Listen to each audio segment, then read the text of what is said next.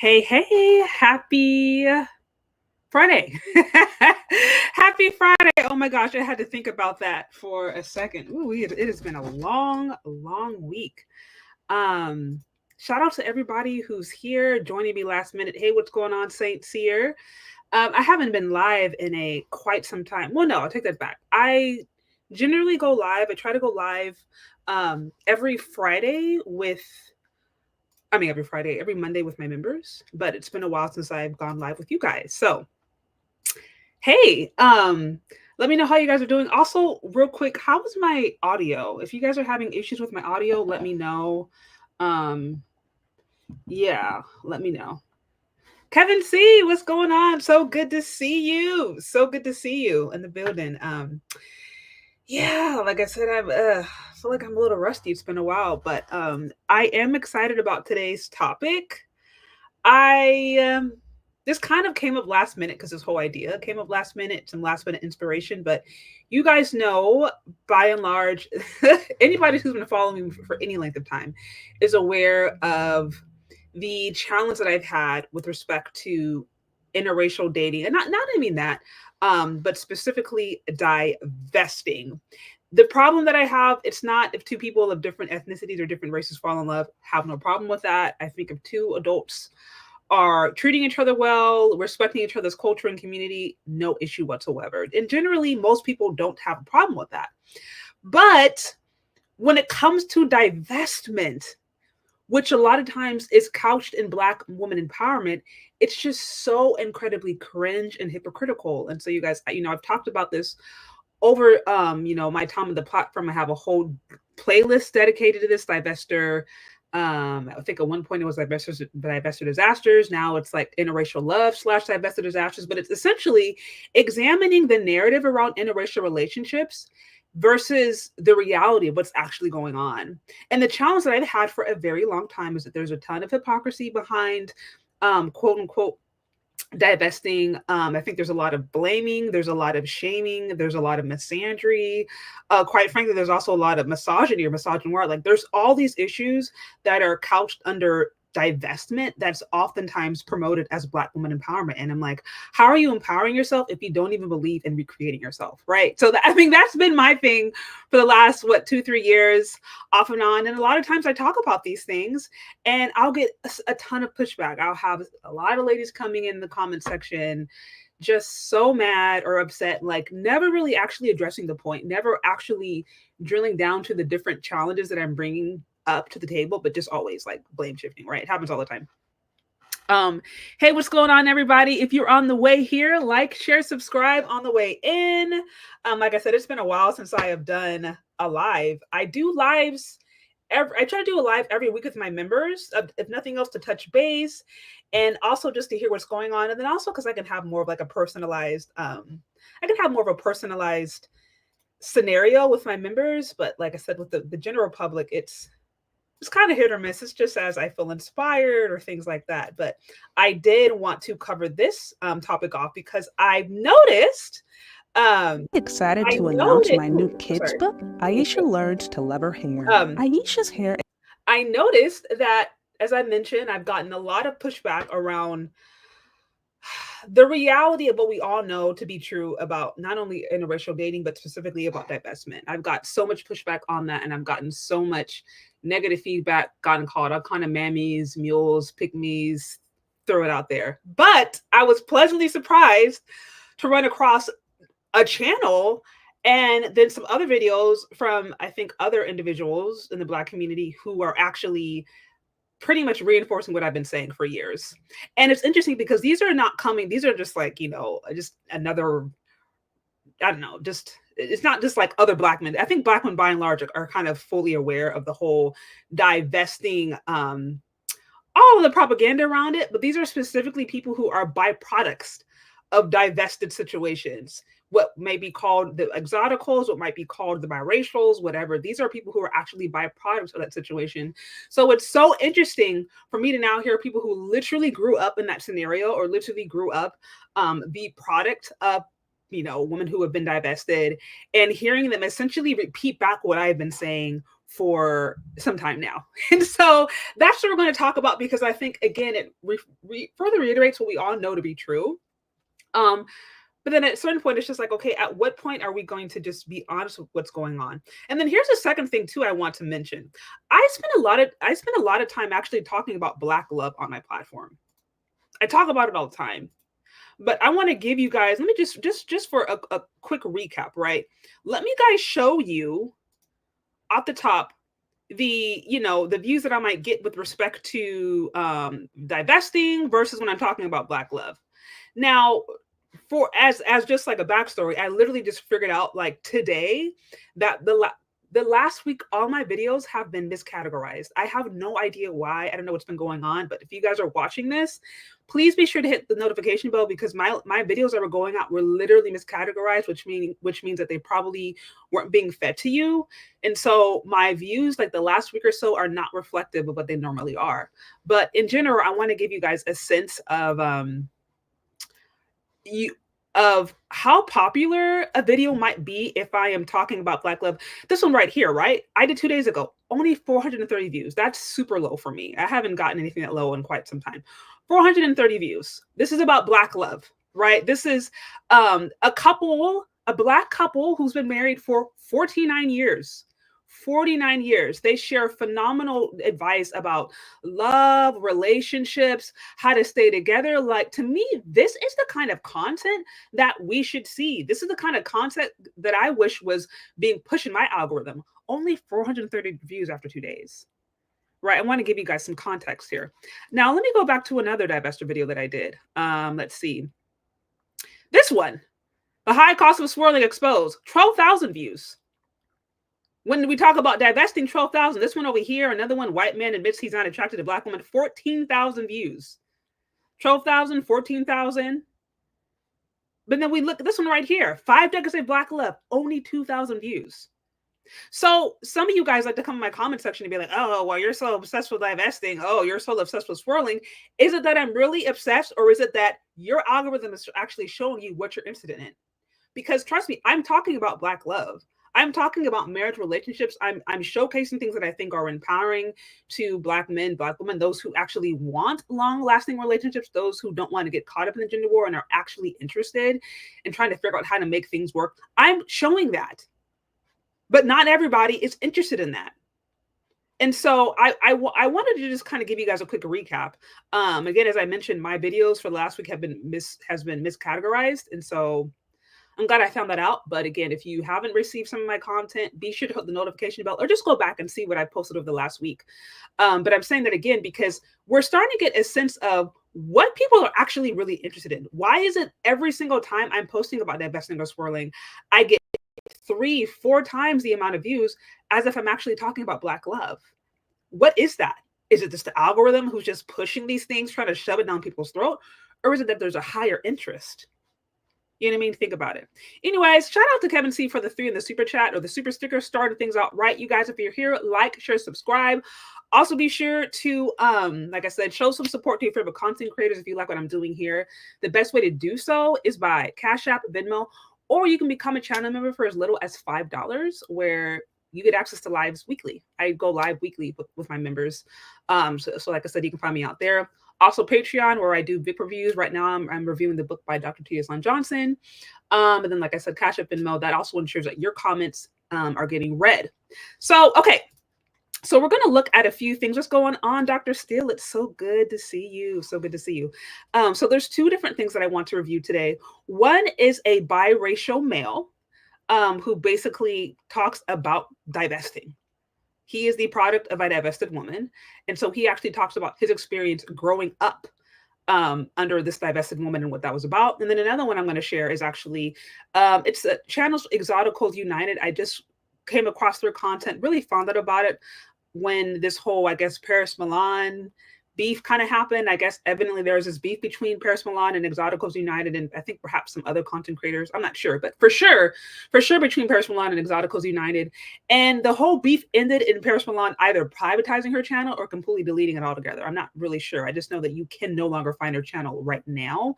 That was huge, obviously, because she's been on the internet for quite some time and she's garnered a pretty large success or a pretty large following, and was, you know, quite popular. So it was actually quite alarming when I found out that this whole beef between the Exoticals and her ended in her privatizing her channel, or like I said, at least deleting it. Who knows? That was crazy. But anyways, that's how I really found out about Exoticals United, and I ran across a video that she did where she was talking about divesting from her standpoint as someone who would be considered an Exotical, and I thought it was so intriguing. So anyways, I'm going to bring up the first one, and then we will get into it. Everything I'm saying is because I actually care about Black women, because I care about my own mama. So with that being said, the one thing I will say, let's see if this actually wants to play though.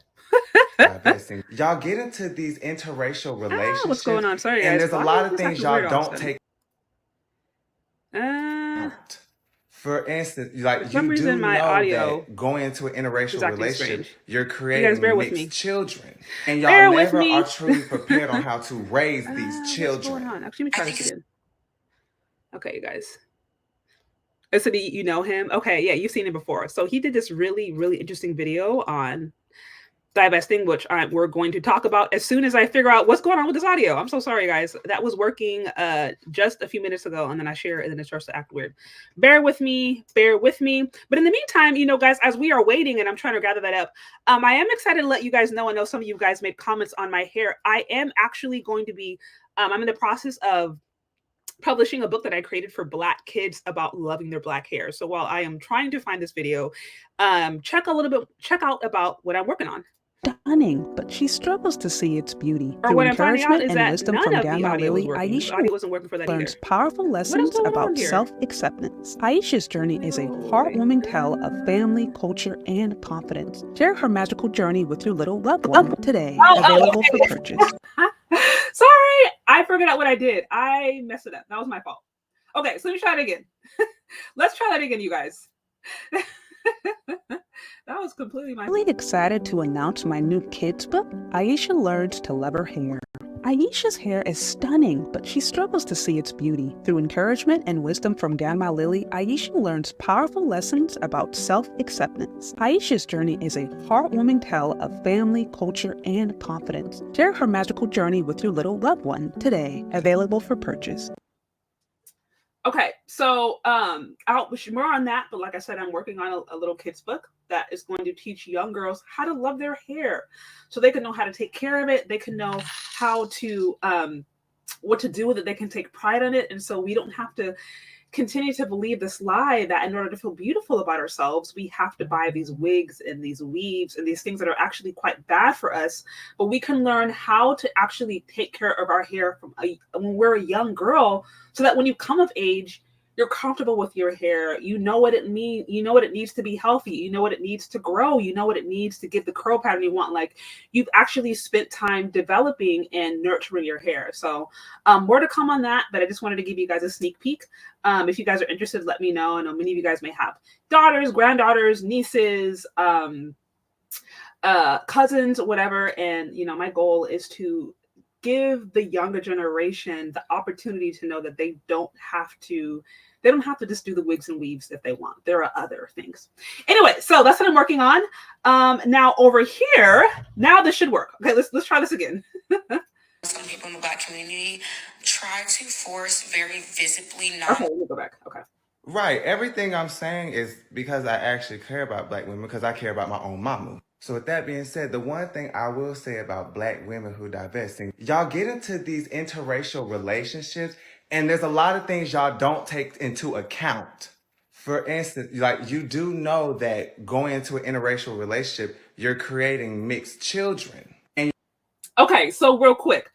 Again, this is a content creator. Obviously, you can see he is the product of a divested woman. I want to say his father was Asian, because in other videos he actually talks about, you know, what it's like being a Black man in an Asian community, or, you know, although he's biracial, he's considered a Black man from an Asian perspective. But yeah, and now reach over here and says, can we talk a little bit more about Black women divesting?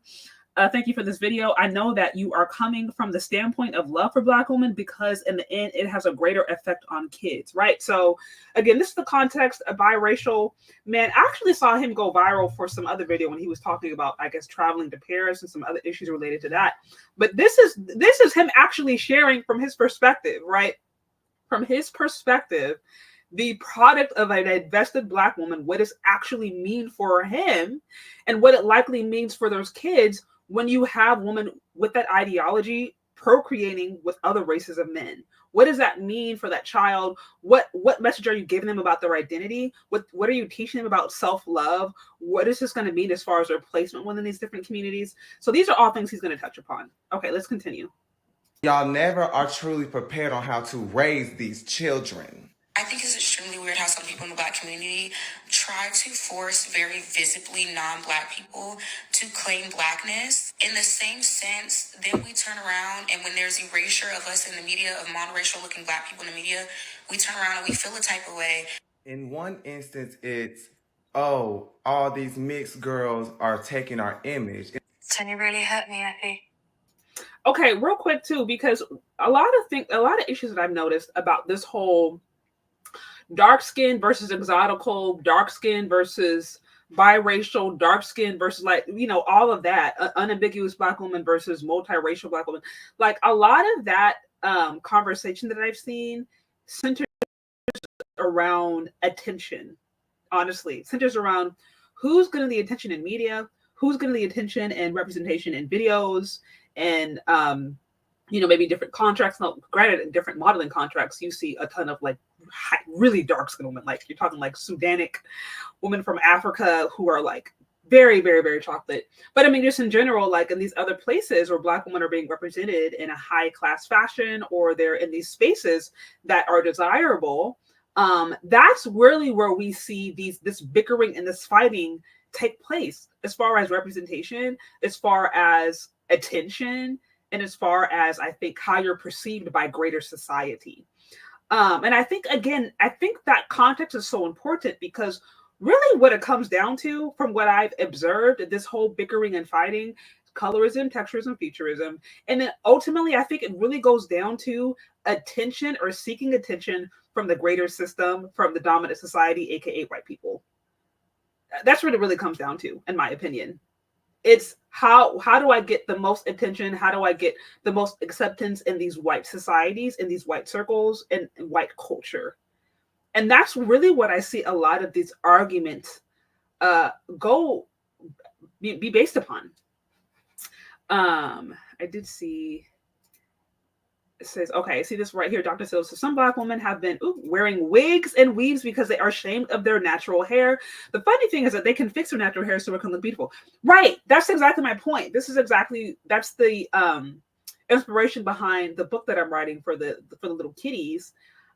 I know this generation of women, my generation and older, trying to teach them that it's actually better, or trying to convince them that it's better for them to wear their own hair is a fight. I mean, the fact that it is a fight, to me, it's crazy, but it is what it is. They're going to fight you tooth and nail. It's fine. And look, I'm not here to try to tell another woman how to wear her hair. That's up to her.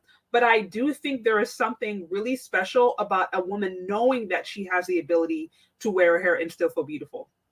I'm not as adverse to, like, I think a person wearing a wig or a weave in maybe certain contexts is like, if a person is doing it maybe for a specific occasion, and ultimately if the person still feels comfortable with their own hair, like if they still feel like they feel beautiful with their own hair, with their own hair type, and they need to wear a weave for, like I said, let's say I have a friend who's getting married, right? And she's wearing a wig because she wants a specific hairstyle and it's whatever.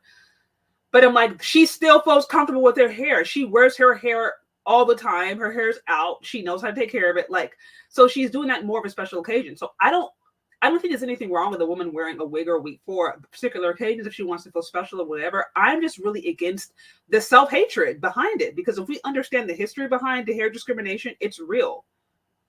It's real. Like it's one thing if you're wearing it for a specific thing. It's another thing if you're wearing it because you just don't feel comfortable with the hair that's growing out of your head. And I think if nothing else, young girls need to know that they can be beautiful wearing the hair that God gave them. And they just need to know how to take care of it. They just need to know the regimen. They need to know the right products. They need to know the right, just the right regimen, all of that. But if you from day one are taught that you got to put a wig on, a weave on, if that's all you see, you don't ever learn what your hair needs. And so it never looks good to you. Like, it's really simple. Okay, anyways. Okay. So anyways, I wanted to go back. Let's continue. And in the next minute, it's, oh, we're divesting because Black men this and Black men that. So what you're telling me is you're your own demise. Like, you don't want to see yourself standing up there representing yourself. No, you want to see somebody like Zendaya. You want to see somebody like me. That's what you're saying, right? Let me go back, because he's making a good point. And in the next minute, it's, oh, we're divesting because Black men this and Black men that. So what you're telling me is you're your own demise. Like, you don't want to see yourself standing up there representing yourself. No, you want to see somebody like Zendaya. You want to see somebody like me. That's what you're saying, right? But once again, y'all will go in these comments and argue and fight for your lives over me because I'm literally saying the truth.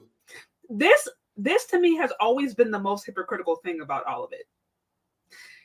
How are you so Black female empowerment? You're so empowered that you literally don't even believe in recreating yourself.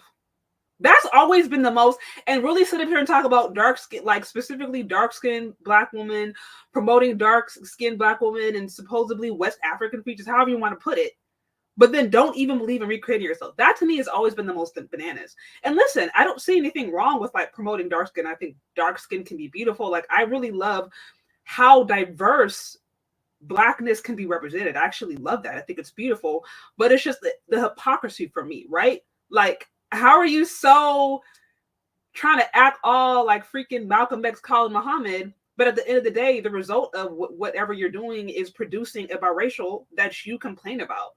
Like, how does anybody take that seriously? So that's why, to me, I've always been like, this makes zero sense, but I just love actually seeing somebody who's the product of that stand up and be like, yeah, this actually makes zero sense. Because I'm like, somebody needs to know that this is all foolery. And again, the issue isn't necessarily a person.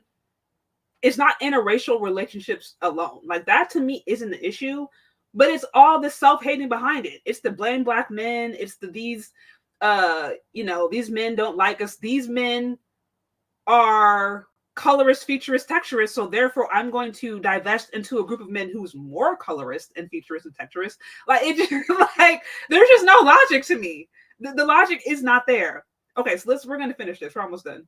And then I'm gonna go over to Exotical United, what she has to say. 1 minute is we're going to divest, and then the next minute it's, oh, all you mixed people are taking our image, but you're screaming divestment, and you do know divestment means you're creating a mixed child, right, who's having more privileges than you.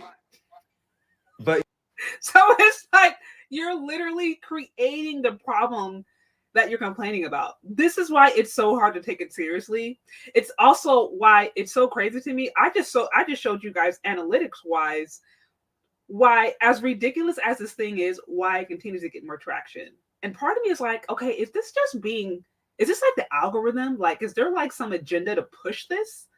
Or is it really that people are more interested in this? Because the reality is, we know still by and large, like white people still want to be white. I've broken this down in previous videos. Like if you look at dating stats, at the end of the day, white people are still very race loyal. As far as like marriage rates, less than 1% of white men right now have a Black wife. Doesn't mean they're not sleeping with you. There's all kind of sexual activity, right? But as far as this white man taking on a Black woman, giving her a last name, you're sharing legacy, you're like birthing his seed, like less than 1% in America currently have a Black wife. So it's like, it's crazy that there's so much focus on something that happens at such a small rate. But that's a whole other conversation. Anyway, shout out to you, Exoticals United. It's good to see you. It says, oh my gosh, I'm flattered. Hi, beautiful. I appreciate the shout out.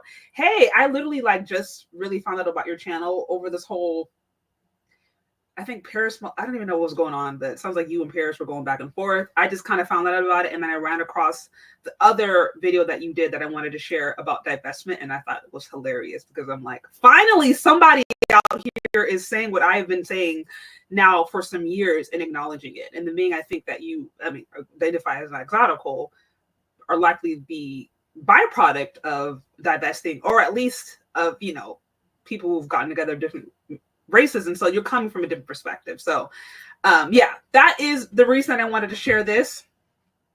Dark skin is beautiful. Yes, I completely agree. Okay, so let's finish what he has to say, and then we can go on to the next part. your hatred towards Black men, or really your daddy, is so strong that it's fuck all that. I don't give a fuck about my image. I don't give a fuck if years from now I'm gonna be like Diana Ross and all my grandchildren are white or Asian or whatever. No. You can't sit here and say, oh, well, the Black men are doing this, when literally the Black women divestors are doing the exact same thing. Deleting yourself. But it is what it is. So, that literally just made too much sense. It made too much sense. So, I don't even really have much to say to that other than I've literally been saying this for like how long now? And so I'm really happy to actually see other people be like, no, you're absolutely right. Not that he was actually, he wasn't like calling me out in specifically, but just hearing somebody say what we've all known to be true, but literally from his perspective, because now how are you going to sit here and try to go against his experience? Somebody can look at me and be like, oh, what do you know? Or whatever. But it's like he's literally the product of a divested woman.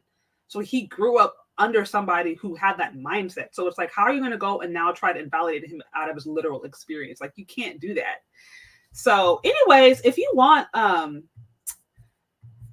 Exoticals United, because I was about to pull up your video, but if you want to call in, feel free to do so. This is for Exoticals United only. If you want to, also don't feel the pressure to, because I know this is like super last minute. But thanks for hopping in. Like, I haven't been live in quite some time. So, but as I mentioned, I saw your video and I was like, I've got to review this because this is hilarious. And also, I've been literally saying this for quite some time. So thank you, somebody else, for letting me know I'm not completely crazy.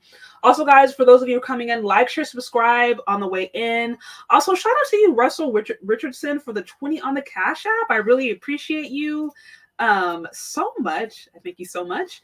And then also, guys, y'all know the drill. Support your favorite content creators, Cash App, Venmo, Super Chat. That's also the best way to ensure that your comment is read, is through Super Chats, because I just can't get through all the comments, but I will be sure to acknowledge all the comments that are Super Chatted.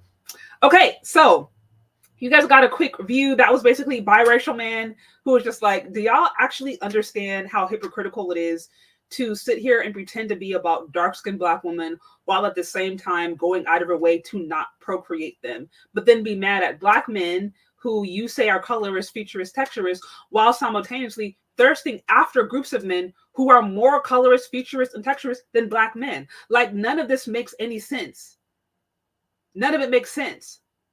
And the thing that I think we're not really identifying here is, I've said this before, we're really comfortable talking about and pathologizing Black men, talking about, you know, where they lack, where they're not, as far as, you know, what is it? What's the thing? Black men are gay, or they're in prison, or they are whatever. There's another thing, but you know, all the ways we pathologize Black men and talk about how horrible they are.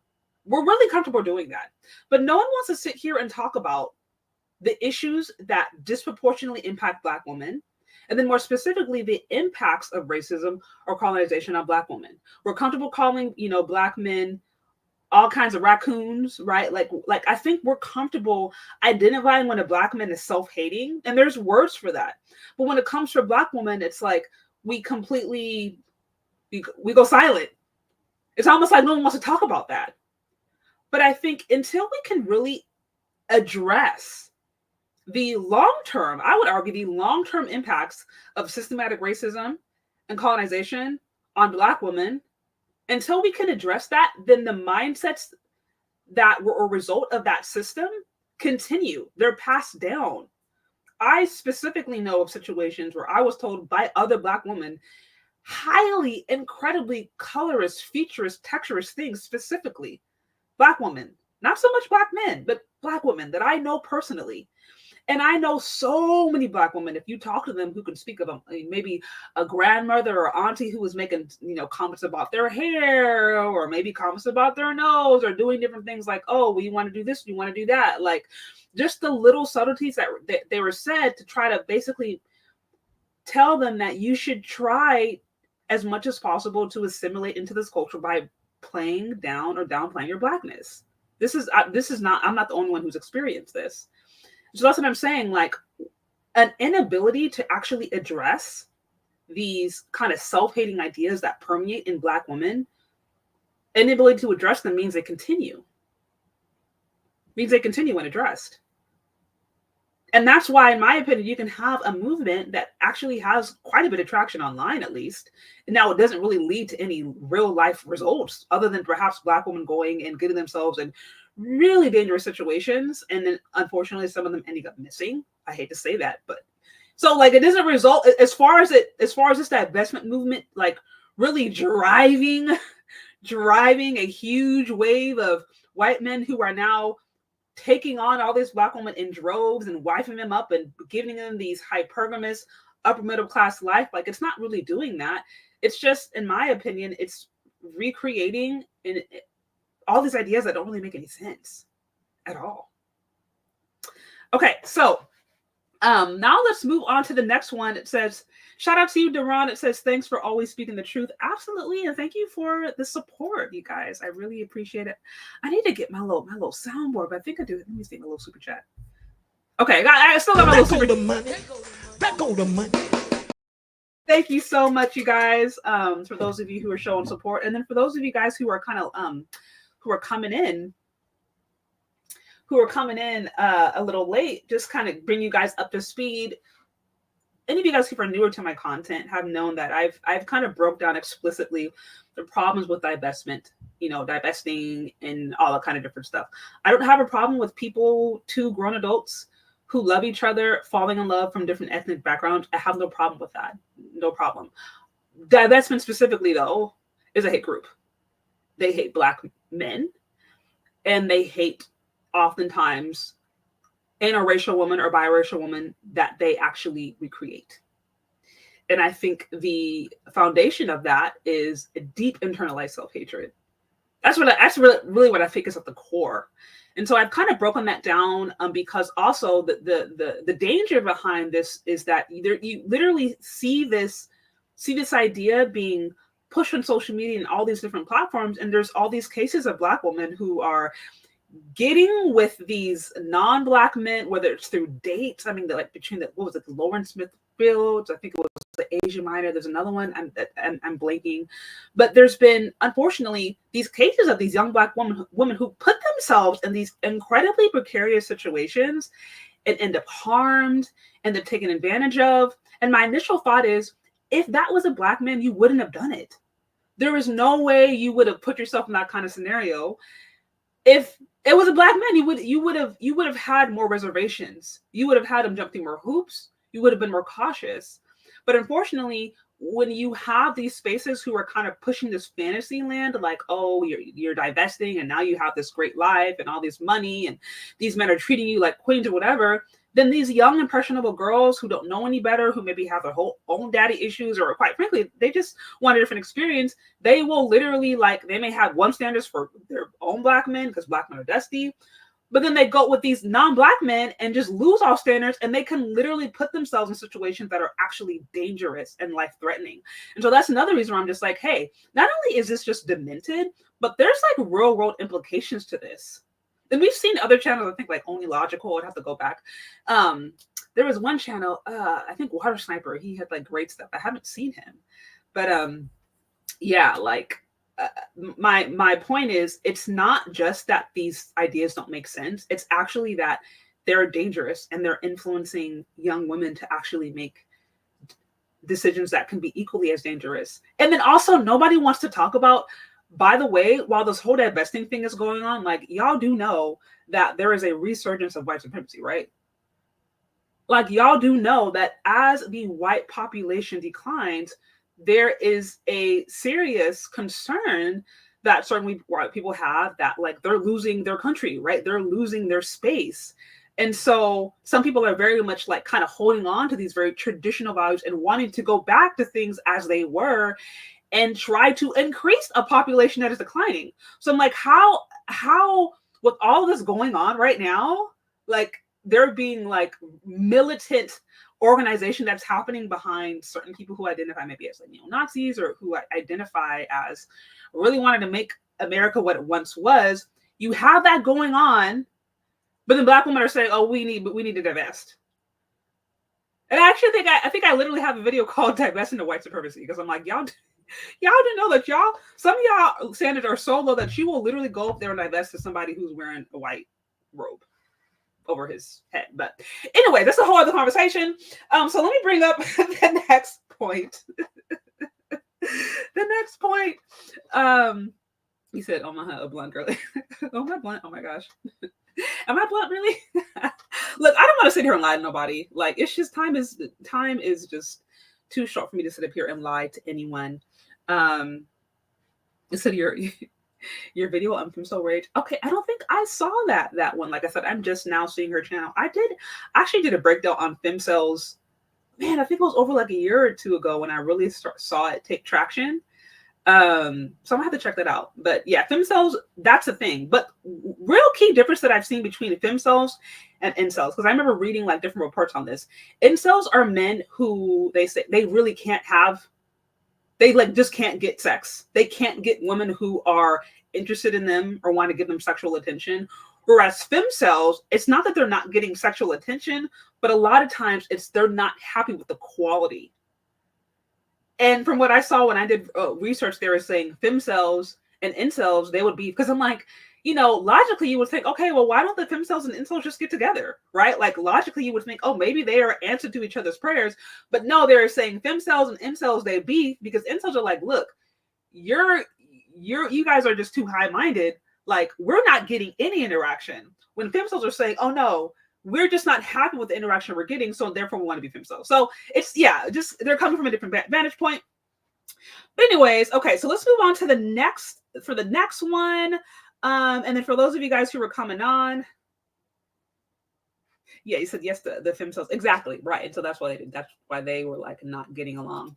So okay, while I'm pulling up the next video, guys, those of you guys who are joining, check out the new book that I'm working on. I'm excited to announce my new kids book, Aisha Learns to Love Her Hair. Aisha's hair is stunning, but she struggles to see its beauty. Through encouragement and wisdom from Grandma Lily, Aisha learns powerful lessons about self-acceptance. Aisha's journey is a heartwarming tale of family, culture, and confidence. Share her magical journey with your little loved one today. Available for purchase.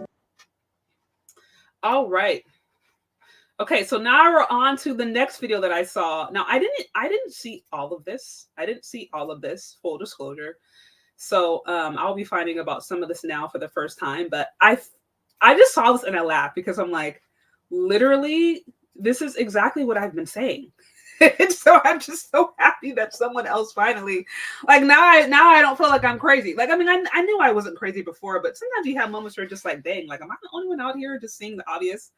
So this is from Exoticals United. It's called Divesting Builds the Pedestal of Exoticals. So that's what we're going to be looking at today. Again, Exoticals United, absolutely no pressure, but if you want to call in, feel free to do so. But yeah, let's look at it. Hey, Pretty Girl Club. Welcome back to the Social Climbing Series. Let me wait. Why I don't know what it. Okay, no, it's still that. Okay, sorry guys. Hey, Pretty Girl Club. Welcome back to the Social Climbing Series, and today I'm going to talk about how divesting and the divestment movement actually helps exoticals to social climb. Divesters build the exotical pedestal whether they like it or not, because exoticals are women who either are mixed or they quote unquote look mixed because they benefit from an ism. So the number one reason why they are building our pedestal is because of multiculturalism. Exoticals either are multicultural or we get stereotyped as being multicultural because of our appearance. So even if you're like a light-skinned monoracial Black woman, people are going to stereotype you as looking multicultural. I know that there's really no such thing, but people in society will stereotype you. So divesters, they also will create more exoticals by divesting. Okay, real quick. I wanted to say, so I totally agree because like for me, for example, right? Like, oh, my hair got out, sorry. Like both of my parents are Black, right? I know both of my parents are Black American, like just standard Black folks. But depending upon how I wear my hair or depending upon what I do, what I'm wearing, it's like I may get, oh, well, are you mixed? Some people, like I said, I was getting called Nigerian tethers at one point. If I'm in certain spaces, people are going to say, oh, we're just Nigerian. Certain spaces, it's like, oh, are you mixed? Are you Brazilian? Oh, are you Colombian? Are you, so it's like, now if I have my hair picked out and it's on a fro, it maybe I just look like a monoracial Black woman. But I'm just saying, like, for me, I can identify that really based upon the way that I wear my hair and the way that my hair decides to show up, because my hair has a mind of its own, determines the way that I can be treated. Also, I want to say this too, and then we can continue. I think there are, quite frankly, very either ignorant or somewhat racialized views of even how Africans look. Like some people feel like, okay, you're not African unless like your hair is as dark as, or your skin is as dark as my hair, and like your nose is like the size of your face, right? Like kind of drawing upon these rather really racialized stereotypical views of what African features look like. And there are people who are completely African who look like, who maybe have my hair type or looser hair types, or have a phenotype that is, their nose might be a little more angular, or, you know what I mean? Like, Africa actually has some of the most diverse genetic phenotype out there. And I think this was even prior to pre-colonial Africa, you would see differences. And so I think while we understand, you know, slavery, they chose Africans from certain regions, which is why it was common to see certain phenotypes among the Africans who were trafficked. But it's important to understand that, like, there are like women out there who are like purely African who may not fit into the stereotype of like, oh, the monoracially Black, but they are actually purely African. They're not, you know what I mean? And so it can also be very like kind of demeaning to them, you know, if you're just like, oh, well, you're not Black, or you're not fully this. And they're just like, no, I actually am. It's just, I'm not fitting up to your really racialized views of what an African looks like. So anyways, I wanted to put that there. But let's continue. And birthing mixed race children. So if a Black woman has a child with an Indian man, she's going to create a little Blindian exotical. And even if it's a Black woman with a biracial man, they're still going to birth exotical, multi-generationally mixed children, or they may birth like quote unquote light-skinned children or that phenotype. So that is still helping us to social climb because they're building our community. Number 3, divestment teaches multiculturalism and fluid identities. Remember when Chrissy said that she was dating a white man and a Hispanic man not too long ago on her channel? Okay, those are my communities. The white community is my community. The Hispanic community is my community. The Black community is my community. So a lot of people who make this divestment content, these are Black women who are dying to get into communities that we have already been raised in. Okay, she makes, again, a really good point. This is what I was saying. Like, a lot of the bickering and fighting that I've noticed between quote unquote exoticals, and or the biracials or the whoever out there supposedly benefits from any ism versus the unambiguous Black woman, however you define that, or the monoracial Black woman. A lot of this is centered around attention, and then more specifically, attention from white people in white spaces. That's really what it goes down to, because the one of the things to me that's the most fascinating is a classic divester talking point is that, oh, well, Black men, they're colorist, or Black men, they're not interested in us, right? That's a classic divester talking point. But then when you actually talk to Black men, they're like, actually, we do like dark skin. Actually, we do like Black women. Actually, we do like when you talk to Black men, by and large, they're like, that's not true. We actually we're fine with like Black women. And then notice you don't really see a lot of like colorist, Black male colorist channels out there. Like, I don't see Black men out there complaining about colorism. Like, oh man, you know, this dude, he was light skinned and, you know, he made fun of me in school. And like you don't see that. Like, if you did, it'd actually be kind of weird to be like, bro, like, man up. But like, you don't see men. I don't see dark skinned men and light skinned men bickering and arguing. Like, that's not a thing for them. It's like, you're pretty to them or you're not. And prettiness oftentimes can come in different shades. And of course, we do know that there are men out there who are self-hating. Yes, I'm not going to deny that. We already have terms for that. Raccoon, right? And all kind of Uncle Toms, all the kind of other terms. So we know that exists, just like the way it exists among Black women. But my point is, like, a lot of times Black men get blamed for things that they're not even really responsible for. Like, Black men didn't just stand up one day and decide to create an entire system that systematically undermined their existence. Like, they didn't do that. So that's the whole like hypocrisy of this whole idea, where it's like Black men are to blame supposedly they say that Black men don't give them the attention, but really they don't want the attention from Black men. They want the attention from white society, because if they listen to Black men, then they'd be like, okay, well, actually I'm gonna just start wearing my hair, and then maybe I'll just smile more, you know, like I won't like automatically assume that he's a dusty. Like, I mistreat him the way I would any other race of man. And again, of course, I'm not saying this is every Black woman, right? But I'm just saying, like, divesters, right? The energy that they have towards Black men, we know, is far different than the energy they have towards other races of men. But the fact that they don't treat them the same is just like, that's because you're actually doing this for white people. That's really what this all comes down to. You want validation from white people and you want validation from white spaces. And you're just mad that you just don't fit in the same way that an exotical or a light-skinned person does. And I just wish that we could acknowledge that. I wish there could just be some honesty around what's really going on. Like, acknowledge that and don't blame it on Black men who don't really have anything to do with this system that you're complaining about. Anyways, okay, let's continue. You guys, first of all, if you're here, hit the like button. Y'all, be kind to me here, please. Hit the like button, get those likes up. Also, show some love, favorite content creators. Y'all know the drill. Cash App, Super Chat.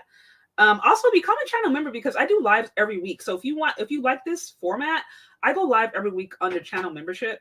Just because I like to, and that way I can kind of have a more personalized conversation. So that is the best way to show support there. Now let's continue.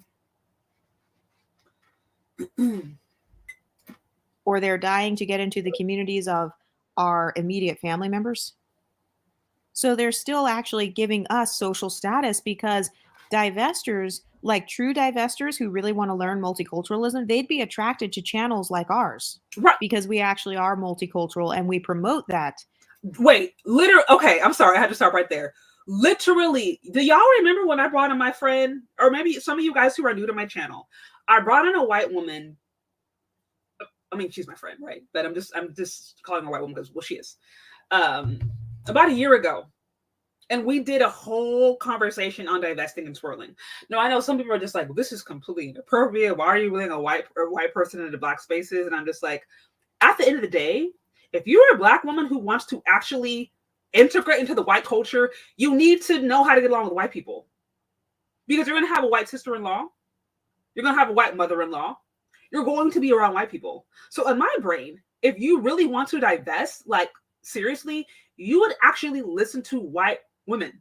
You would listen to the women who grew up around white men who could give you insight and understanding into how they were, like if you were really serious about that community.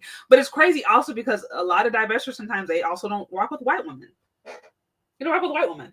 So I literally brought her on, and I think it was called like Becky Reacts to That. Let me see if I can show y'all real quick. Some of you guys, for those of you guys who are new to my channel, so you guys can get a sense if you guys want to go check it out. Because it was all around this thing. She reacted to Cynthia G. Let me see if I can find it. She reacted to Cynthia G. Like we had a fun time. But I was like, this one right here. No. Oh yeah. Becky reacts to swirlers and divesters. So I did this about a year ago. And we had a white woman come in and talk about, okay, well, what does it look like for these Black women to actually be in your community? Because I'm like, at the end of the day, if that's what you're really serious about, you need to be taking notes from them. But the fact that these Black women a lot of these ladies are so pressed and so like incredibly, I know they're just incredibly upset. They don't like them. They don't want to deal with them. They are intimidated by them. It shows me it's like, it's not really serious, because if you are really serious about this, you're going to dot your I's, cross your T's. You're going to put yourself in a better position. You're going to study. You're going to take notes. You're going to be like, okay, you grew up around these men. Like, I want to understand them. Like, what are they like? Like, what's their music type? Or like, you just want to understand. You want to study. But the fact that they don't. It says your white friend declared a lot of insightful and hard truths. It was a conversation. It was a dope conversation, y'all. Check it out. If you haven't, go back and check it out. It was a pretty dope convo. I ain't gonna sit here and lie. Becky reacts to swirlers and divesters. That was a fun one. That was a fun one. And her name actually isn't Becky, but I just called her Becky just for the algo. And she was cool with it. I was like, are you okay with this? I hope this isn't. I was like, I don't mean no disrespect, but she was cool with it. We talked about it beforehand. And my husband, he was also like, you need to bring in some more of your white friends. I was like, I might continue if for no other reason than just continuing to bring up this point, because it's like, if you guys are so pressed about integrating into the white community and having white validation, because ultimately, let's just be honest, that's what it's about, then you need to actually hear it from the horse's mouth. And then here's the other thing I love about when you talk to white women. White women can actually give you the truth about their community. I interviewed this may have been like a year and a half ago, good friend of mine, white woman. She's 71 actually. She's been married to her husband for I think 42, 43 years. White man. She's raised white boys, white girls, deeply integrated in the white community. We had a conversation about a year and a half ago, and I was explaining these things, these ideas of like all these ideas that divestors promote about about white men, about like, oh man, they're so loyal and like they treat you so well and they're so romantic. And so I asked her, I was like, okay, so are like all white men romantic? And she's like, what? Like I asked her all of the assumptions that are made about white men. I asked white women about it and they're like, what are you talking about? And what world of reality? Like these are men like all other men. Like, and so this is why I think those conversations are very powerful, because they really help to just like completely deflate all the arguments and lies that are ultimately hiding just deep down inside what I believe to be some self-hatred that needs to be addressed. Period. Okay, let's continue. Okay, let's continue. Here in this space, we can't help. We really have no option but to be multicultural, because we simply don't even fit in with one culture. We are not unambiguous. Unambiguous means that there's no argument about your phenotype. There's no argument about your cultural background. So if you are an exotical, by default, you're going to be stereotyped as multicultural anyway. So divestors are still playing into building our pedestal, because they're building our community, or they're trying to fight to get into our non-Black communities that we have already had proximity to, whether it's based on our phenotype or based on our actual Okay, I'm looking right now, y'all, these likes right now. We have got to get these likes up. We can do better than that. So I'm going to go on a quick break. If you guys are headed in here, hit the like button. I'm going to go on a little quick break, and y'all be kind to me. Even if you don't want to, even if you can't do the Cash App or the Venmo or whatever, that's fine. At least hit the like button. Don't play around with me. Okay, quick intermission.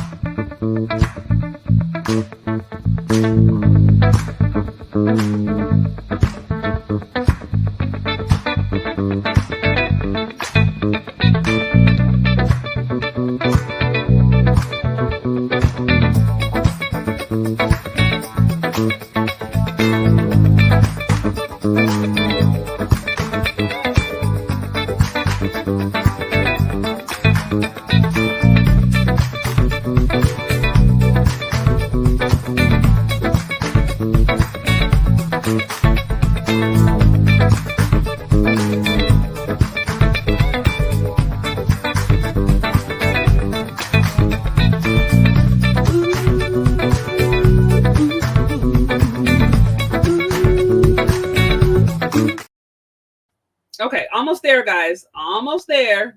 Hit that like button.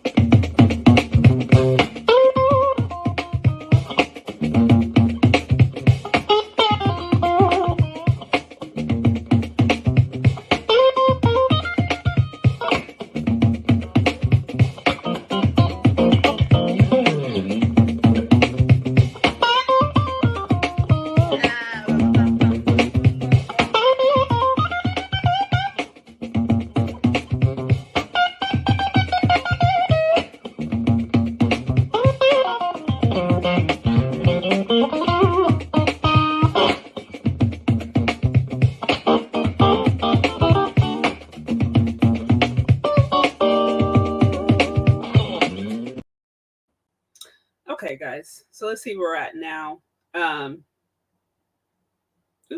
Sorry. I'm like, let's see where these likes are at currently. See if y'all treat me right. Okay. All right. So let's continue. We are almost there. Okay. genotype, like being mixed race.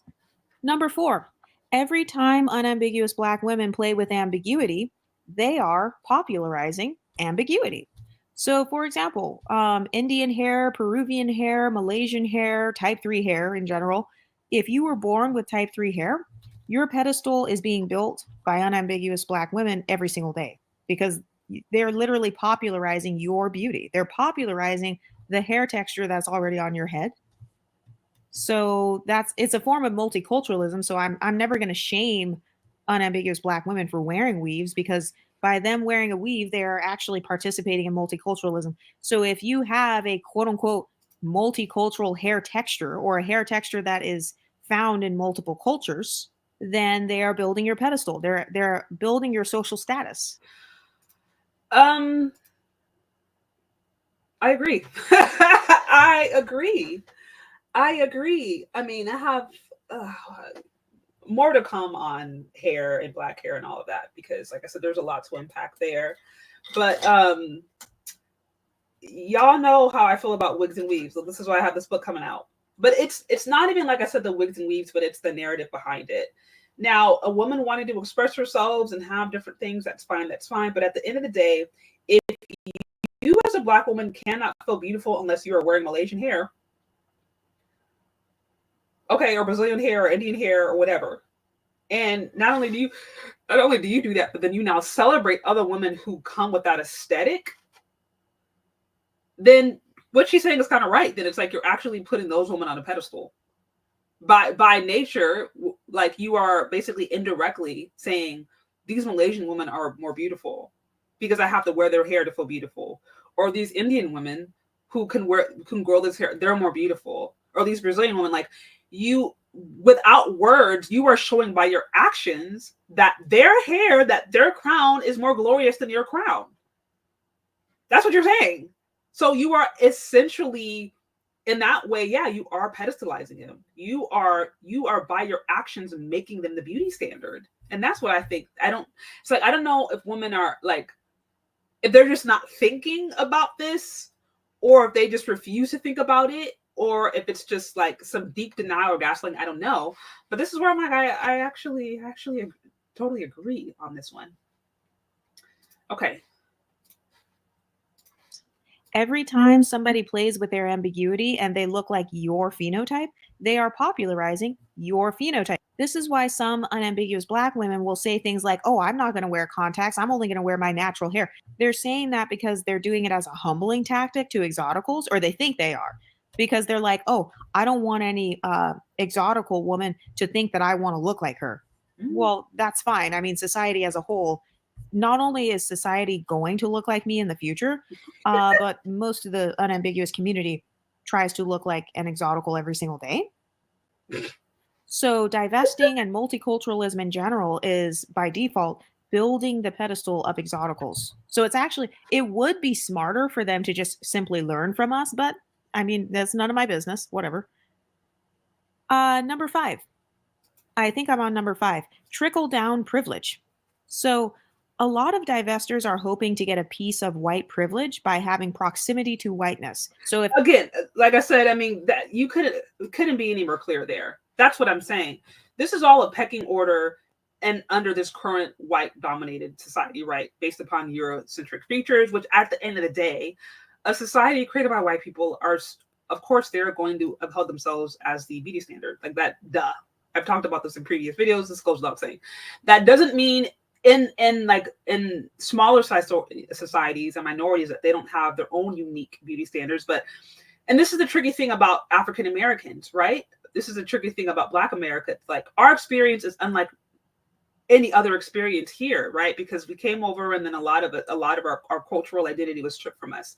But there were certain things that were retained inherently, but it's a little different now looking back and seeing a plantation, right? And seeing that and trying to piece together senses of your identity and cultural values and stuff.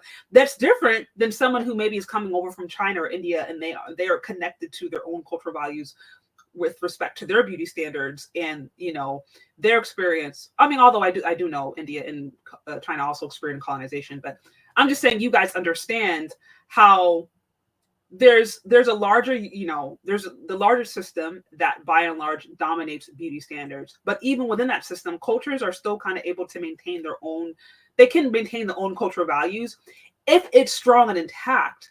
But for Black Americans, it's always been under attack for multiple reasons. And so this is why you have dark-skinned women or women who have very clearly Black features, which there's nothing wrong with that, feeling like they don't measure up because they're trying to measure up to a standard that was never created for them. And this is why I always say that as a Black woman, if you are defining yourself based upon the current cultural, just the standards of the society, period, you're going to end up probably having some form of self-hatred. So you have to find other greater ways to define yourself, understanding your history. Like, I mean, there's just, you have to look beyond some of these self-hating narratives, or else you'll just fall into envying those who are lighter than you, who seem like they fit in better, who seem like, you know what I mean? So anyways, okay. Yeah, a lot of them have hierarchy thinking and they place, exactly. And that is why I think many of them are so threatened. Okay, let's continue. If they can't have proximity to whiteness in their phenotype or their genotype, they will try to have proximity to whiteness in their romantic or sex life. So they're hoping to get a piece of that white privilege. So that's a form of status for them. That's why they'll brag about it online. You'll see women bragging, saying how they attract Hispanic men, or, oh, I haven't dated a Black man in a long time. You know, they'll be bragging about how many non-Black men they attract. Okay, that's still building our pedestal, because if you are Black, white, and Hispanic, and then you've got a Black woman, Chrissy, talking about how she dates white and Hispanic, she is still, by proxy, promoting you because you're multicultural, Black, white, Hispanic, or multiracial, Black, white, Hispanic. By the way, I wanted to give a shout out to the Exotical Epiphany. She makes a lot of really good videos that inspire my content. If I remember, I will link her video below, but you can be monoracial and multicultural. So let's say you're a light-skinned Black woman, for example. If you look like Hispanic people, or if you look like Indian people, you can bring that up in conversation. I've seen white women do this all the time. Do you know how many Italian women I've come across who have olive skin and dark hair, and they will literally talk about how they look like Mexican people? I mean, obviously be careful with how you do this. You don't want to come off as like being weird. But that's something that you literally can bring up. I've done this myself. I've brought up my actual complexion in conversation. I've brought up my hair texture in conversation, or if you have freckles, like I brought that up in conversation before with people of other backgrounds who have similar features to you. So that's an example of being monoracial yet multicultural. So let's say you are a Black woman who looks ambiguous, but as far as you know, you're monoracial. You can bring that up in conversation. If you look like how a lot of Ethiopians look, and they bring it up like, oh, I thought you were Ethiopian, you could just say, oh yeah, a lot of people tell me that. Oh, I think Ethiopians are so pretty. You know, you can start learning about that culture. Whatever culture you have physical proximity to, you can start to learn their beauty routines. You can learn their language. And then when you are in conversation with them, you can say, oh no, that's not my background, but a lot of people think I look like them. So I decided to just go ahead and learn the language, so that if somebody speaks to me in that language, then I can speak back. Yeah, a total side note. She mentioned Ethiopian. I live among, well, in the Bay Area, there's like a ton of Ethiopians, specifically out in like, out near like Berkeley. Like, I don't know if some of you guys who aren't familiar, but like Berkeley, North Oakland, there's like just a huge Ethiopian population. Ethiopian restaurants up and down like major streets. I know some people have thought I've gotten Ethiopian. Like, I mean, I understand what it is to be in certain spaces and people think, oh, this is okay, you're one of us, depending upon whatever phenotype or whatever hair that you wear. So definitely understand that. Again, guys, if you are here, like, share, subscribe. We're almost done. I think I'll have a little bit more time, then I'm going to log off. But if you guys like what this is about, yeah, like I said, the best way is show support. Cash App, Venmo. Also, channel membership is open. Channel membership is open, and support your favorite content creators, guys. That's how we're able to do what we do. Okay. Depending on how I would wear my hair, like whenever my hair was straight, a lot of people would say that I looked Blasian. And especially being very skinny, like when I was super, super skinny, a lot of people thought that I was like some sort of Filipino mix or something like that. So I actually started learning about Asian beauty stuff. I started wearing my hair straight and wearing it in kind of these Asian hairstyles and stuff, because they actually did look really good and really effortless on me. So even if you are monoracial, if there is something in your phenotype that resembles the ethnic groups of other people, you could try using their beauty routines because it may work really well on you. It may look a lot more effortless on you. And then if they bring it up, then you can be like, no, a lot of people say that I look like that. Or, you can use that as a point of bonding with people from that group. I mean, I used to do that all the time with like Pacific Islanders, for example, depending on how I would wear my hair. This is back when I would wear my hair straight, like in an actual silk press. It's very rare for me to wear my hair in a silk press. When I did, a lot of people they would bring it up in conversation. And so I would play into my ambiguity by using it as a way to bond with people from other cultures. And same thing goes for like your nose or your skin tone or whatever. Don't listen to people who say, oh, they're just fetishizing you. Those people don't know what they're talking about. Like when people say, oh, they're just fetishizing you or you're just a token, they don't understand fetishization or tokenism. First of all, tokenism is actually a sign that you have surpassed all of the other people in your group. Think about Barack Obama. Barack Obama was obviously a token in a lot of spaces, right? Okay, real quick. I'm seeing the comments. So I don't know how it is where you guys are at. I'll just say that. But where I am at, I see the opposite when we're talking about LGBTQ plus relationships. I see a ton of Black lesbians with white lesbians. It's almost like I don't see two Black women together. I actually see the opposite. And I remember tweeting about that a while back where it's just like, when did Black women start to have the snow bunny crisis? Like, what is going on? That is pretty much all that I see when I see lesbian couples out here. They're almost always interracial.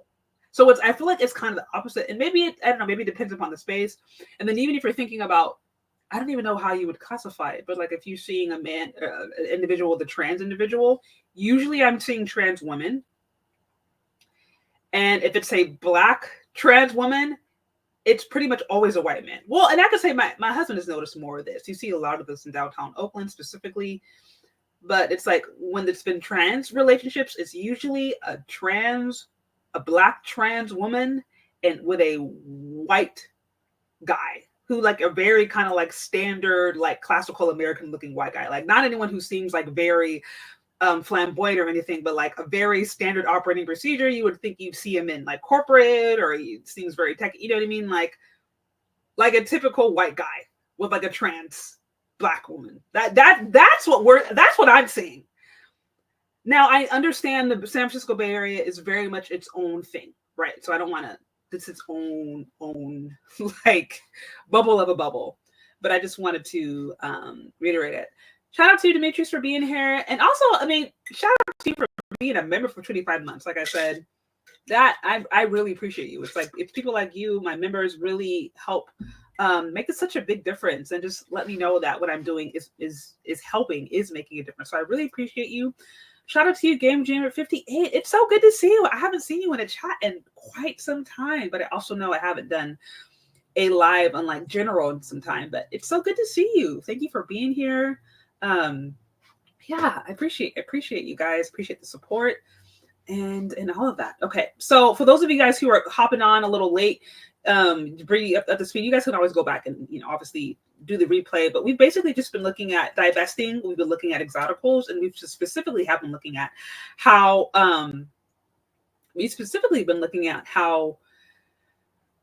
exoticals and biracials, how they fit in this whole conversation. Because at the end of the day, the byproduct of divesting is a biracial person, is a multiracial person. And so how does that fit? How does that fit in this whole conversation? How is that empowering Black women? How is Black woman empowerment in effect if you're not recreating Black women, or if you're not recreating unambiguous dark-skinned Black women who have Black features? Like, what does that look like? What does that mean? So that's what we've been unpacking. I started off by sharing the experience of a biracial man who was the product of a divested Black woman, and then now we're checking out Exoticals United, who's been hanging out in the chat. We're checking out her video on this whole topic. Almost done. But he was very successful. So that's why he was the only person in those spaces. It's because he was the only person that could attain being in those rooms due to his fluid identity. So if you find yourself being a token, that is absolute proof that you have a fluid identity. So don't allow other people to scare you out of being a quote unquote token or being the only Black person in a group of like white friends. I know that that's something people used to make fun of me for. They'd be like, oh, all of your friends are white girls. I had never even like looked at people just based on their race. But I've noticed sometimes in the Black community, they're so scared of like being the only quote unquote Black person or being the only dark skinned person or whatever, to the point where they won't hang out with anyone different than them. So don't be afraid of being a token. But divestment, it definitely builds our pedestal. So I will never tell people to stop swirling. Obviously, we wouldn't exist if it weren't for swirling. Obviously, divestment, they have some problematic stuff. Oh, by the way, I shared a content creator on my community page. She is a divested exotical. So let me say this. I want to say this too. So on the being a token, completely identify with that. Now, probably coming from maybe a slightly different perspective. No one's ever looked at me and questioned whether or not I was Black. That's never been debatable. Like, I've always been Black, right? It's just always been, well, what kind? Like, to what maybe ethnicity. So maybe the ethnicity has been debatable, but it's never been like, oh, are you Filipina? Like, no, that's like, I'm not getting that. But on being in those Black spaces, how do I put it? Like, or I mean, Black spaces, like being the token in those white spaces. I think when you experience that, when you have friends, I have a lot of white girlfriends. I have a ton of white girlfriends. I have a lot of friends. I have obviously girlfriends who are Black.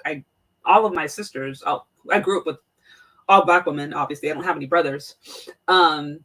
But like when you have the opportunity to be in different spaces, exist in different spaces, and kind of relate on a more casual level, you start to understand that human beings are human beings. And that there are certain issues that go far beyond a person's race or ethnicity, that are just inherent to the human experience. Which is why you can tell when someone is idealizing specifically white culture or whatever culture that they haven't actually been around them. They haven't had like real, honest, intimate conversations, because if they did, then they would soon realize that those cultures are humans just like everyone else. And so that's what I thought was pretty interesting about that. Now let's see. And I think she's doing a shout out here. Okay. Self-hating perspective. But as a person who's an exotical, you're already naturally divested because you've been kicked out of unambiguous Blackness. If you walk into a room full of just unambiguous Black people, you don't feel as welcomed as how other women would feel anyway. And so you've actually had no choice but to open your options your entire life, not just in terms of like dating, but in terms of friends, in terms of job opportunities. Maybe at work, you never even fit in with like the unambiguous girls at your job and stuff. So divestment, all it does is it opens the floor for the exoticals to come in and really just talk about all of our fluid identity experiences. So divestment, it builds our pedestal because they're birthing more exoticals, or they're trying to learn multiculturalism so that they can become like Nara Smith. They want to become like how you already are, or they want to look like how you look in some cases. So even if you're a monoracial exotical, it doesn't matter because you have phenotypical proximity to people of other ethnic groups. You look like a Pacific Islander. You look like a Filipino person. You look like a Malaysian person. You look like someone from the Marshall Islands or a Tongan person or something like that, or an Indian person. So all of these women are just seeking after being in the spaces of other ethnic groups. Pretty much. But as a person who either looks quote unquote exotic or you are racially mixed, you already are forced in and out of multiple different spaces. So you know what it's like to be in the middle. You're not forced into only one community. You are accepted in multiple different communities, or you kind of float in the middle. Like I said, you can float somewhere in the middle and just stand out. So divestors will always build the pedestal of exoticals. And this is why I think it's laughable when some of them make comments about what they think the white community is like, or what they think the Hispanic community is like. You would know as a multiracial person, or as a person who grew up in those communities, you know whether or not those women's content is accurate. But what do you ladies think? Do you have a fluid identity? Are you a monoracial exotical who has had an easier time flowing in and out of other spaces? I mean, there's proof that monoracial exoticals float in and out of non-Black spaces. Just look at Hollywood. There's a reason why they choose certain phenotypes over others. It's because they flow in and out of multiple ethnic groups. So they've admitted this themselves. Anyway, what do you ladies think? Let me know in the comment section, and I'll talk to you next time. Stay pretty, ladies. Okay, so I mean, that's it. I mean, I pretty much don't have a lot to contend with in that video, honestly. I think she's right about ultimately a lot of this having to do with a pecking order, and a pecking order specifically as far as white acceptance, white validation, and white spaces. And I do understand there are real life implications to this, like getting the corporate job, getting the white guy, maybe, getting the attention from certain ethnic group. Like there are real world implications as it relates to being a minority in a white dominated society. So it's like, I understand that, but I think we want to be really clear about what's actually going on versus kind of creating all these excuses, blaming Black men, blaming and being jealous of exoticals, like basically doing everything but be self-reflective. That's all. Like doing everything but actually be self-reflective about what is going on.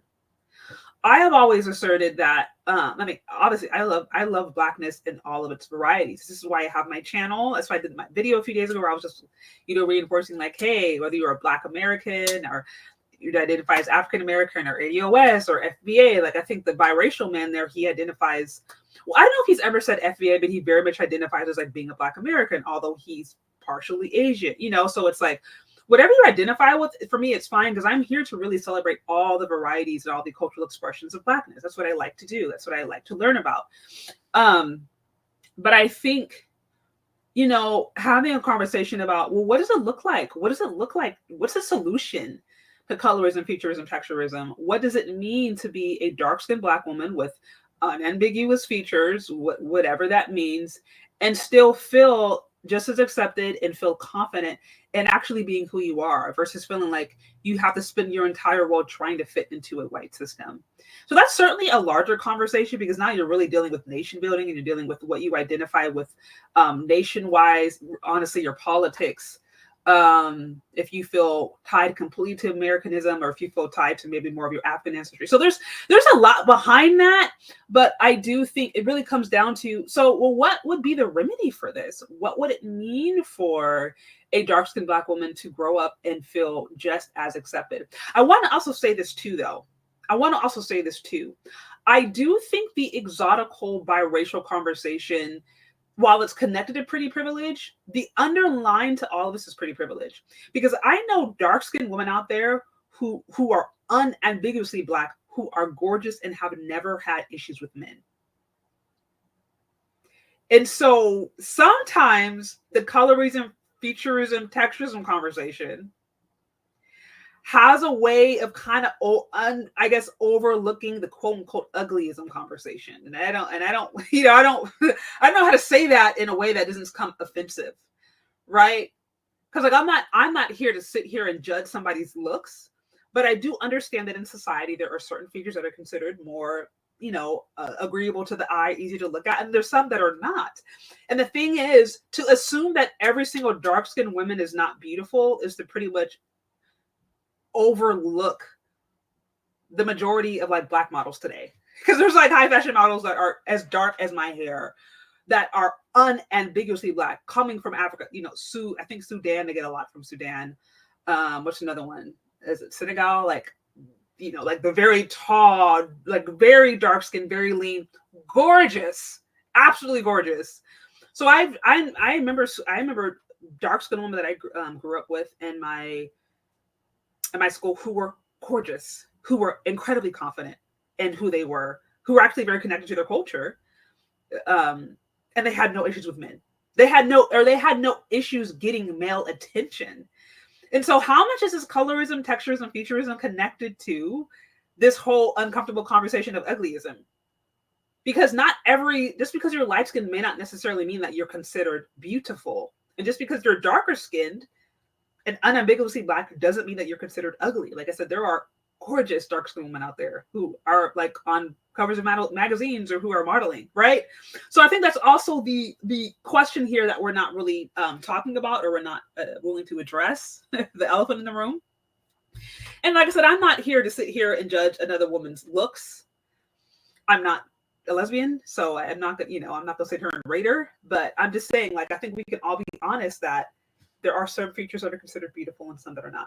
Shout out to you, Malarkey. This is another longtime member of mine who's been supporting me really since day one. It says, please like, subscribe, and financially contribute to your favorite content creators. They put in the work. Let's make sure they get paid. Thank you so much. Thank you so much, Malarkey. And shout out to all of you guys, all my members specifically, who really like put your money where your mouth is. I got people, I love you, Shay, all the time. People always telling me that they love me, but I really know that you love me by support like this, whether it's through channel membership or just making sure that my hours are compensated. So really, thank you. Just thank you so much for putting your money where your mouth is. That go the money.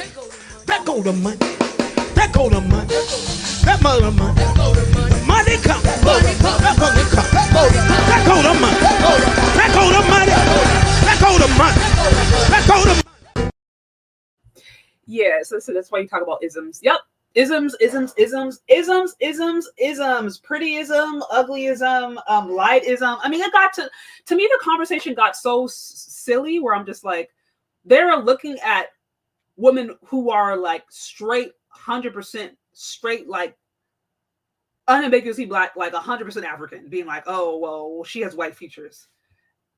Like some of them are saying, what's her name? Lupita Nyong'o had white features. I'm like, if y'all don't get out of this, like, if y'all don't calm down, Lupita Nyong'o, and again, this is where I'm saying they have this very racialized concept of what even like African women look like, thinking like, oh, you're not purely black or purely African or whatever, however you define that, unless you are as dark as my hair and got a nose that's the size of your face and lips that take up half, half the bottom of your face, like these very kind of like hyper racialized, almost clownish depictions of blackness. And it's like, it's actually not true at all. There is a wide variety and wider range of phenotypical expressions, even in Africa. You'll see people who are 100% African who've been there for generations after generations, and they look different because, again, a lot of this was developed over climate, right? A lot of the features that we're talking about are actually developed over climate. Uglyism, yes, uglyism. That's what we're talking about. And again, I don't mean no disrespect. You know what I mean? I don't mean no disrespect. But I'm just saying, I think that's kind of an uncomfortable conversation. But a lot of this colors and features, it really goes down to that. Like, you feel ugly.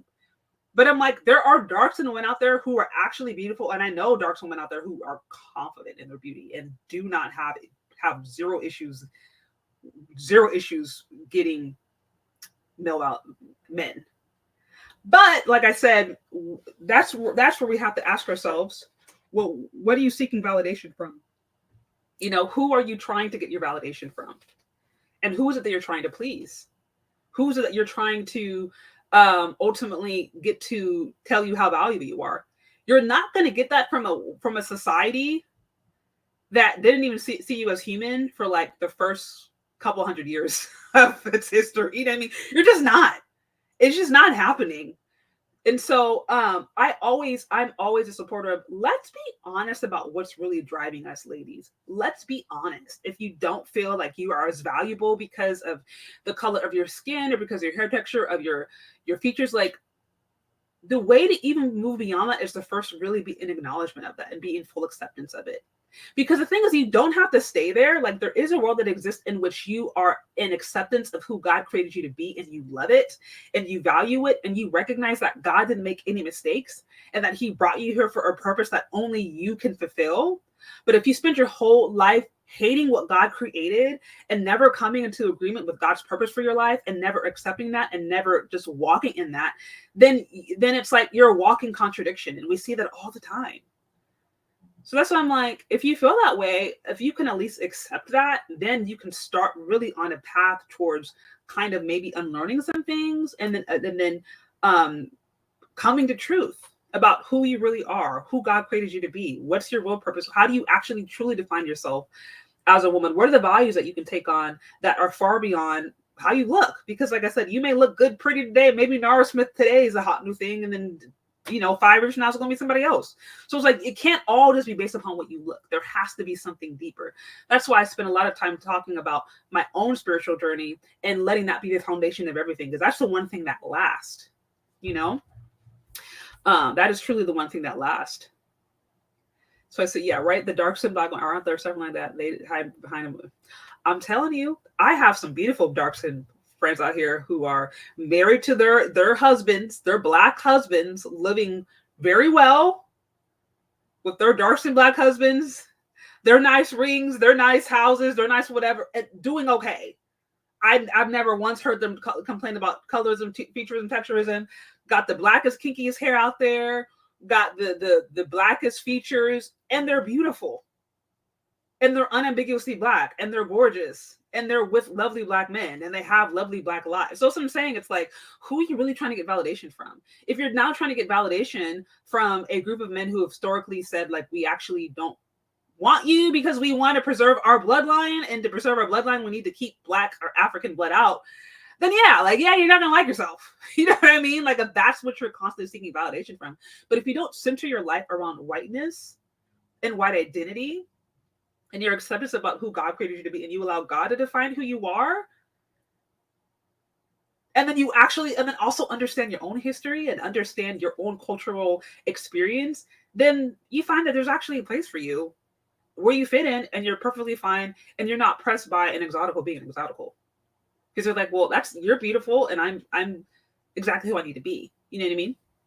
So anyways, yeah, dark skin is something. Dark skin is absolutely beautiful. I did that video not too long ago of that Tanzanian woman, or Tanzania, depending on how you say it. Now, 103. That story was crazy. Rose with the 103-year-old. Oh, I think I talked about one of my members only, where it was a 103-year-old version who was.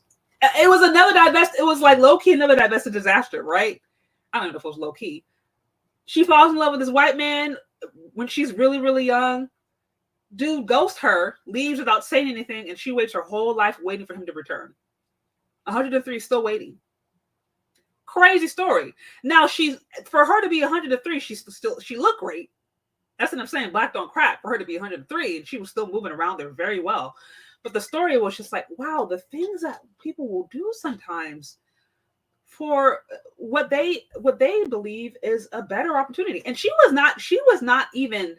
blatant about believing that her white, I don't even know if it was a boyfriend, her white whatever, she believed would be her ticket to a better life. Like, she was very blatant about that. She did not mince her words. But y'all, it was a crazy story. Anyways, y'all, that is what I got. Y'all, normally I would open the lines, but y'all been kind of quiet on these super chats and the support today. So I think I'm about to wrap it up. But I do appreciate all of you members who've been showing support. Like I said, as always, if you have any other particular content that you would like me to view, let me know. I think Malarkey. Oh yeah, Malarkey. So shout out to you. I did also review the video that you sent me about the Biracial Man. So you can go back and check that out. I'm trying to think what else. Yeah, I have some other members content only content coming up today. So this was fun. Thank you also for Exoticals United for coming through. That was very interesting. And I appreciate hearing your perspective as an actual exotical, unambiguous. And again, just to be clear, this is no shade to an unambiguous monoracial Black woman. I technically am a monoracial Black woman. Now, some people don't think that I'm unambiguous. Like I said, depending upon who you talk to, some people think that I'm a Nigerian tether because I don't hate Nigerians. Some people think that I might be mixed because of how my hair is at times, depending upon the weather and depending upon my treatment of it. Some people think that I might be from Latin America because I can speak Spanish. So I've gotten all the different things, whatever. But I'm just saying, this is no shade to someone who is not exotical or is not mixed or whatever. None of that. My whole point of this was to just be very clear about how destructive, honestly, divesting is, because all it does is recreate the problem that it complains about. And I think it's really a front for deeper issues concerned to, quite frankly, self-hatred and not really being an acceptance of who God created you to be. Because, quite frankly, you're looking for validation from people who are never going to validate you. And so how to find a sense of self and a sense of acceptance that goes far beyond that, or you can be in total acceptance of who you are and find beauty in it, because there is absolute beauty in unambiguous Black woman. There is beauty in very, very dark skin and kiki hair. There's beauty in all that. But unfortunately, if we are trying to be what we're not, if we're trying to aspire to beauty standards that are not for us, we're never going to feel like we fit in, because they weren't created for who we were. So that's why it's important to do that. So anyways, that's what I have. Jay, do you have another film so another FemSo breakdown? I'll have to go back and see what I did before. Anyways, guys, this was fun. As always, be sure to like, share, subscribe if you like this video. If you think this would speak to someone, pass it along. Thank you so much, Exoticals United, for hanging out. It's been really fun. Is when it says most Black women who date outside of their race hate themselves. Okay, that's a really interesting point. Can I say most? What do you guys think? Could you say most? And this is where I'm like, is it really that most of them hate themselves, or is it that the people who are the most destructive tend to be the loudest? Like for example, we can think of, okay, I talked about Foundation of Black Americans, FBAs, right? I don't have a problem with somebody identifying as FBA or ADOS, but I don't really care. But unfortunately, there is a group of FBAs who go around and terrorize people online. I don't know how else to say it. It's not everyone. It's not every person who identifies as that. But the ones who are very loud and are very obnoxious. Now, what does that mean for those who don't care, who do identify as FBA, but they are cool with like Black immigrants, or they're cool with maybe Jamaican Americans, or they're cool with Haitian Americans? Like, what does that mean for them? They start looking bad, right? And so that's where it's like, I wonder sometimes, is it that if a Black woman automatically dates out, and most instances she hates herself, or is it that the ones who do so are so obnoxious and there's a business model behind it that it just makes everyone look bad? You know, I don't know. I have some of my Black girlfriends are married to white men. Like I said, that in of itself is rarity. But one of my closest friends, she's married to a white man, and it wasn't like, oh, she was never like, oh, I hate Black women, this and that. That wasn't her experience at all. It just series of events, they fell in love and they're together, right? So that's why I'm like, I hear what you're saying, but I wonder, like, is it the majority, or is it that they're just so freaking loud and there's money behind it that it makes anyone who's in an interracial relationship look bad, you know? This is also, if they think dark skin and kinky hair are the prettiest in the blueprint, then by default they would make them the most attracted to the biggest American Black men. They expose themselves to their own thing. Right. I know. Again, this is my own anecdotal experience. Okay, so you're saying you agree. Yes, I agree. Most of them dislike themselves, or they can't get the guys they really want. They're obsessed with Black men. If they weren't, they wouldn't have Exoticals. Okay, so you agree with this point. You're just like, actually, no, that's absolutely true. Okay, fair point. Yeah, you think Demetrius is like, I think people are just loud. Yes, there are people out there who are just loud and obnoxious. That does absolutely. But anyways, like I said, I celebrate your dark skin. And in theory, the idea of Black woman empowerment, I like the idea and the theory behind it. Maybe the execution, I think, perhaps needs a rebrand or needs a change. But you got to start somewhere, and the best place to start is honesty. And I think there needs to be acceptance for a lighter skinned, sisters, brothers and sisters, you know what I mean? There has to be acceptance for them, just like there should be acceptance for dark skin. And then also recognizing, hey, a lot of the stuff is the impacts of colonization. It didn't start with this, didn't come from this, and we can actually reject it. We actually can do that, So yes, that's what I have. I know I've been shutting this out for time. Again, guys, thank you for being here. Like, share, subscribe on the way in. Become a channel member if you would like. Also, stay tuned for my upcoming book that I'm going to be dropping. Excited to announce my new kids book, Aisha Learns to Love Her Hair. Aisha's hair is stunning, but she struggles to see its beauty. Through encouragement and wisdom from Grandma Lily, Aisha learns powerful lessons about self-acceptance. Aisha's journey is a heartwarming tale of family, culture, and confidence. Share her magical journey with your little loved one today. Available for purchase. Right. The best way, I think, to start to raise up a generation of women who actually are going to be in acceptance of who they are and to reject the narrative about wigs, weaves, and all that is to teach them young how to have pride in their hair. So that's the book that I'm working on. I will be dropping soon, but if any of you guys are interested, let me know. Like I said, daughters, cousins, granddaughters, nieces. I want young Black girls to know as early as possible that the hair that grows out of their head is completely okay.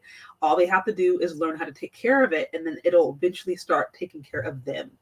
So that's what I have going on. Thank you guys so much for being here. Also, like I said, check me out on Patreon. I do other exclusive content there. Right now, I'm reviewing the book from Dr. T. on Johnson. I just finished recording chapter 2 on Black Male Misandry.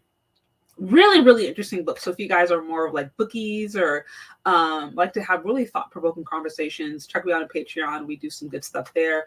As always, channel membership. I go live weekly. I try to go live weekly there. So if you like lives, if you like this format, the best way to ensure that you're getting consistent interaction is to become a channel member. You can do so as little as $4.99. Thank you so much, guys, for hanging out. Thank you so much, Exoticals United, for being here. And you said Swirlers are more like exception to what? I keep on.